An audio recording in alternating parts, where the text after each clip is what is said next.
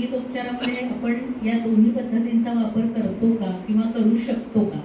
आणि त्यात सुद्धा कंठसंगीत म्हणजे ज्याला आपण व्होकल म्हणतो ते आणि इन्स्ट्रुमेंटल वाद्यसंगीत याचं काही प्रमाण असतं का ते संगीत देताना, किंवा दोन्हीचा वापर करावा, कशाचा जास्त वापर करावा?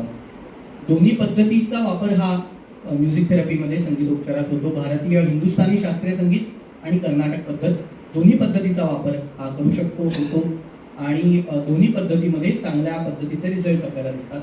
कंठसंगीत आणि वाद्यसंगीत असा जो दोन्हीचा विचार आहे.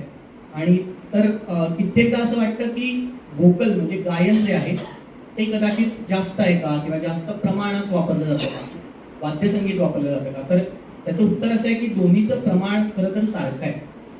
गायन आणि वादन या दोन्हीचा वापर हा थेरपीमध्ये केला जातो. मला विशेष उल्लेख वादनाचा थोडा वेगळा करावासा वाटतो, कारण जेव्हा शब्दांच्या पलीकडे आपल्याला पोचायचं असतं तेव्हा या वाद्यसंगीताचा वापर अतिशय चांगला आपल्याला होताना दिसतो. आणि काही विशिष्ट वाद्य ही खरोखरच मनाच्या तळाशी पोचतात किंवा त्यातनं आपल्याला जो इफेक्ट आहे तो अतिशय उत्तम मिळतो. मला एकच उदाहरण सारंगी या वाद्याचं द्यावंसं वाटेल. सारंगी हे भारतीय वाद्य.